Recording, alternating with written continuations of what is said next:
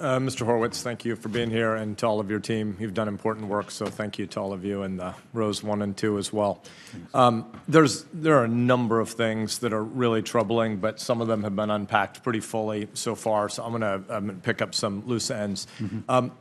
Bruce Orr, who is he, and what's his role at the department? And then let's ask some questions about the bizarre pathway by which he became involved in this investigation. So at the time of these events, he was an associate deputy attorney general and the head of the Organized Crime Drug Enforcement Task Force, working out of the deputy attorney general's office. The Organized Crime and Drug Enforcement Task Force, and that's connected to election interference by the Russians. How? It is not.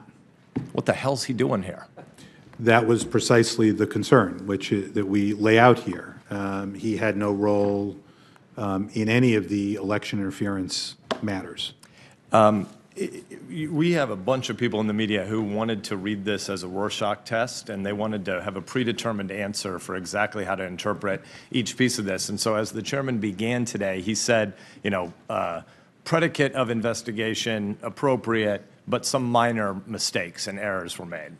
You've outlined in this 478 or 434, depending on whether we count all the Roman numerals, page report, 17 significant errors in this investigation.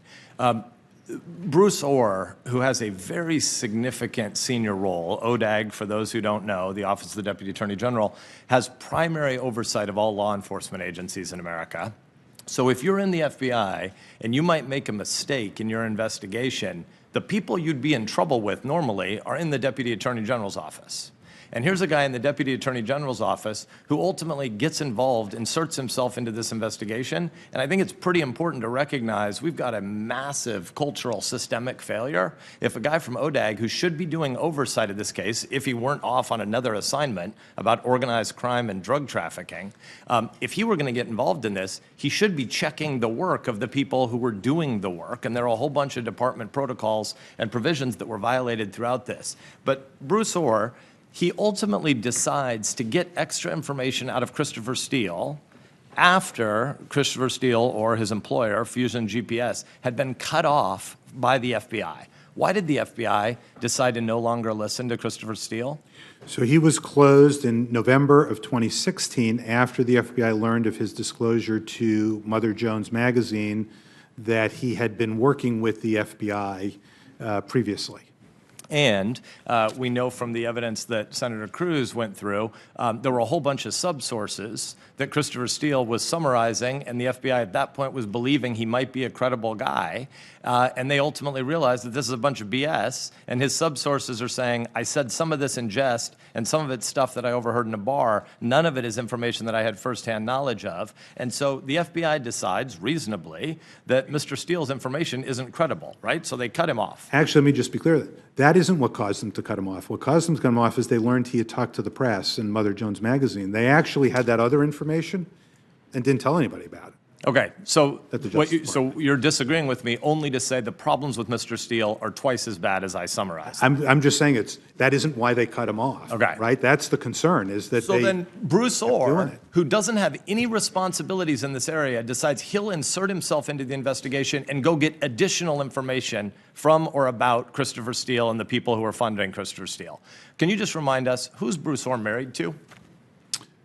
Bruce Orr's spouse, Nellie Orr, had formerly been, at the time he started interacting in November 2016 with Steele, had been a former independent contractor for Fusion GPS. So in other words, Bruce Orr decides to insert himself into an investigation after the professional agents involved in this investigation said Mr. Steele isn't reputable, isn't credible, and has been talking to the media. So we're now not going to talk to Christopher Steele anymore. Bruce Orr says, actually, I should. And he meets with these people who are funding or who are the employers of Christopher Steele or own his dossier, who's also Bruce Orr's wife's source of compensation. Had been. Had been. As of, I think, September 2016, she had no longer been an independent contractor. And I want to also, I think it's important to be clear, because this is relevant, again, to the significance of some of the inappropriate actions here. The FBI was not a reluctant participant in this relationship that was the conduit from through Bruce Orr to Steele, as we lay out here. So I just want to be clear. They're not saying, we don't want to deal with him. They're saying, oh, yeah, essentially, if you have something, we would love to hear from you. I want to just say that I wish Mike Lee weren't sitting here 2 people away from me right now, because as a national security hawk, I have argued with Mike Lee in the 4.5 or 5 years that I've been in the Senate that stuff just like this couldn't possibly happen at the FBI and at the Department of Justice. So as somebody who is embarrassed on behalf of the FBI about your report, because I believe that it is critically important that we have the FISA statute. I think the FISC is an incredibly important court. The approval rating of applications that come before the FISC are off the charts. I don't know the current numbers, but a couple years ago when I saw them, I think it was 97.9%. Is that a fair? I think the last number I saw was roughly 98%. Okay, so a 98% approval rating of applications that come before the FISC. Why would it be that high? People would normally say, and I'm not asking you to answer that. I'm saying that the good answer is, in an ex parte, I'm not an attorney, but in an ex parte proceeding before the court, when you, the American citizen who might be being surveilled or be suspected of something that would open a surveillance warrant against you, the assumption would be, if you can't be there to defend yourself, it's because the department's lawyers are so super scrupulous that if there's any information that might exonerate you or that might counteract the view that led them to first pursue a theory of the case that had them wanting to surveil you, they would say the bar is so high here, we'll always err on the side of privacy unless we believe there's a good reason to pursue this investigation. And so Mike Lee has warned me for 4.5 years, the potential for abuse in this space is terrible, and I constantly defended the integrity and the professionalism of the Bureau and of the department that you couldn't have something like this happen. Let's move on from Bruce Orr and move to the renewals. The renewals, the first one we can have a debate about. That's been the headline about whether or not there was political bias that led to the opening of the investigation.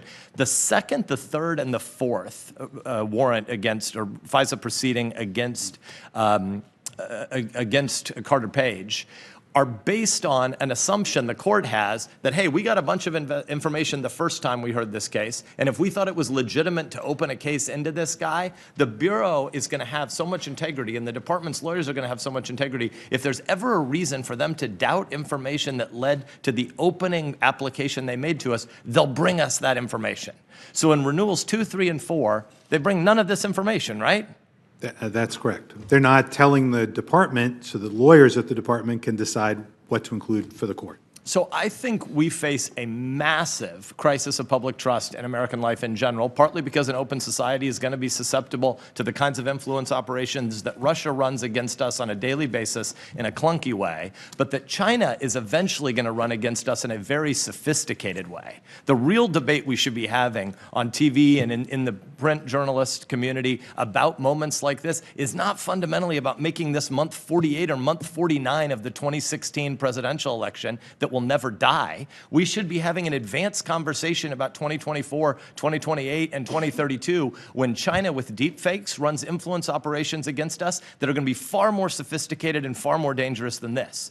And so if the Bureau functions this poorly during a moment like this, when we actually have a really sophisticated attack against the U.S., we're going to have a much, much bigger problem if the American people don't think they can trust this. And so whether or not people are going to agree with your opening headline on whether or not political bias was a relevant factor in the opening in the investigation, there is no doubt that there's a massive cultural failing inside DOJ and at the FBI that would allow renewals to come in the second, third, and the fourth case without anybody ever thinking that their work is going to be scrutinized again.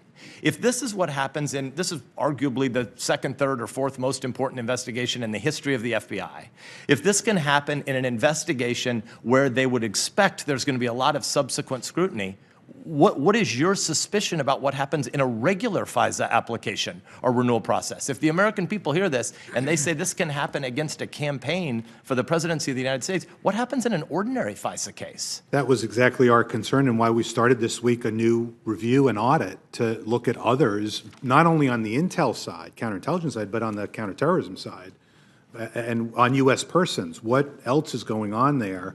We want to be fair. We don't want to do it just on this, but for the reasons you indicated, if it's happening here, what's going on elsewhere? I want to summarize something that you say on page 14, which is to this point, because so many people are just reading this hearing or listening to this hearing through the lenses of who their favorite red or blue jersey team was in the 2016 election. But you're saying something really fundamental about a culture that Director Wray needs to rebuild. Quote, there are so many basic and fundamental errors, were made by 3 separate hand-picked teams on one of the most sensitive FBI investigations that was briefed to the highest levels within the FBI, and that the FBI officials expected would eventually be subjected to close scrutiny, raised significant questions regarding the FBI chain of command's management and supervision of the FISA process. Jumping ahead, in our view, this was a failure of not only the operational team, but also of the managers and the supervisors, including the senior officials in the chain of command. For these reasons, we recommend that the FBI review of the performance of these employees and who had the responsibility for the preparation, the Woods review, which is essentially where you check your work and you say, do we have any footnotes and could we corroborate this if we had to, if asked by the FISA court or other supervisors, or, picking up your quote again, approval of the FISA applications as well as the managers and supervisors in the chain of command of the Carter Page investigation, including senior officials, and take appropriate action, action deemed appropriate. This means potential discipline and firing, I assume. In addition, given the extensive compliance failures we identified in this review, we believe that additional OIG oversight work is required to assess the FBI's compliance with the department and FBI FISA-related policies that seek to protect the civil liberties of the U.S. persons, also known as the whole Fourth Amendment. Accordingly, we have today initiated, this is a big headline, folks, and accordingly, today we have initiated an OIG audit that will further examine the FBI's compliance with the Woods procedures in FISA applications that target U.S. persons in both counterintelligence and counterterrorism investigations. That's a big headline. You're saying there is a systematic cultural failure of accountability at the Bureau related to the FISA process. Mike Lee doesn't drink, but I'd buy him whiskey right now if he did, because there are a whole bunch of things we've argued about for a long time, and he's right about things that I think ought not be right. And if we had another 10-minute round, Lindsay's round was 94 minutes, so I'm going to go over by at least 25 seconds. If we had time for another round, I think we should ask some really fundamental questions about the defensive briefing as well. In the American system, when the people get to pick politicians to represent them, for a time, the politicians aren't better people than the bureaucrats, but they're the ones who hold certificates of election. When the people are elected, those politicians incoming don't know as much as the bureaucrats at the top levels of the agencies because the agency experts have been there for a long time. That's what the defensive briefing should be about, not an investigatory Trojan horse.